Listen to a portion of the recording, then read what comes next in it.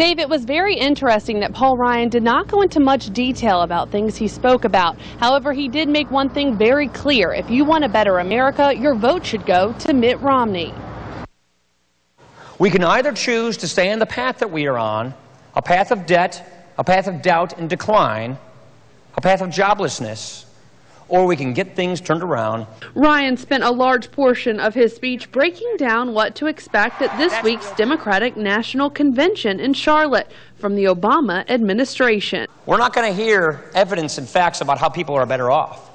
You see, the president cannot run on this record. He's run out of ideas. And so that is why he's going to be running a campaign based on envy and division, based on frustration and anger. Hope and change has now become attack and blame. Then Ryan went on to talk about how 8 out of 10 Americans that own businesses file their taxes as individuals and why that's so important to know. As people, we call them subchapter S corporations like Ready Boats. We call them pass-throughs or LLCs or partnerships or farmers.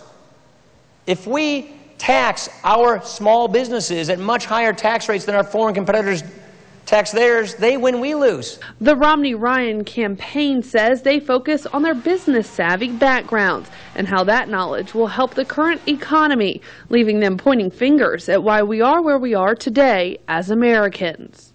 Household income in this country as a result of these failed economic policies has gone down $4,000 over the last 4 years.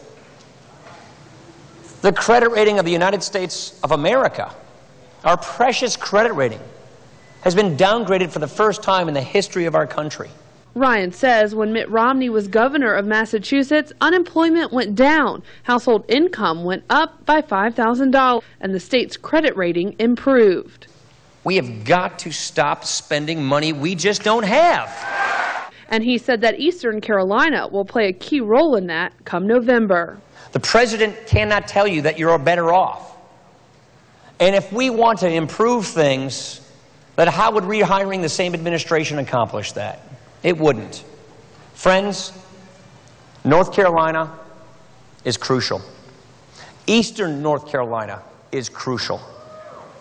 This is one of those kinds of elections where a handful of states may make the determination, not just of who your next governor is going to be, or just who your next president is going to be, but what kind of land your kids will inherit. This is it. And we can do this.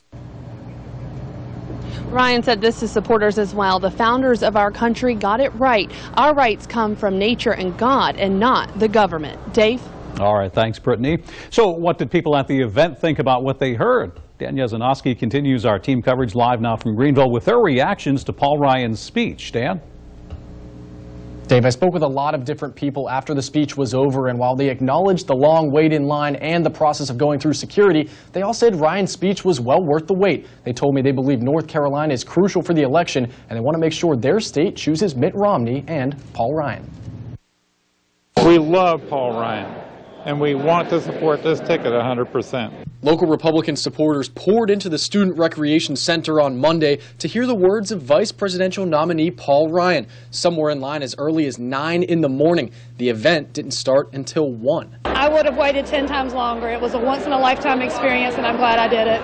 Ryan covered many different issues, but for those in attendance, certain things he discussed really hit home. God and country, and the fact that he touched on local Eastern North Carolina and that we do mean something to the country. I liked when he was talking about bringing jobs back overseas to America, our homeland.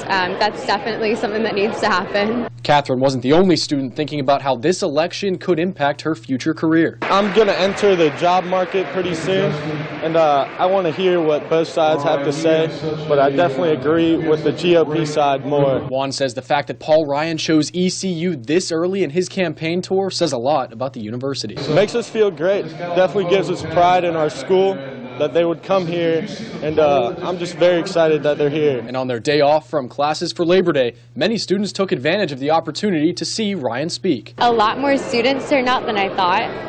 My parents tried to come. They didn't even get in because so many younger kids were here. That was cool. Juan says he realizes how important the youth vote was for Barack Obama's campaign 4 years ago, but he wasn't 18 and missed voting by a couple of months. This time around, that won't be the case. They need us this year for victory, so that's why we're here. That's why we came out today to show our support. One of the women I spoke with told me when he originally won in 2008, she did give Obama a chance. But after waiting for 4 years, she's had enough and says the country needs a change, one that Paul Ryan and Mitt Romney can offer. Dave?